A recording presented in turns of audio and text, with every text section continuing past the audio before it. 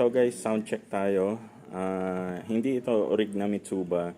It's a parang replica or basically made in China na Mitsuba. Turbine horn ang tawag sa kanya. So dalawa to nakakabit. Temporary connection lang naman to.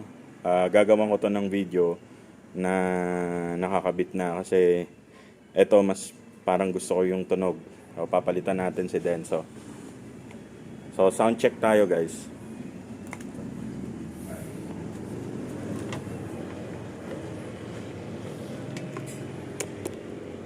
Ayan. So guys, baka magtakip ako ng tenga ha.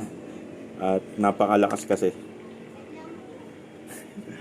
So, sobrang lakas. So eto guys, 2 piraso yung ikakabit natin. Let's go.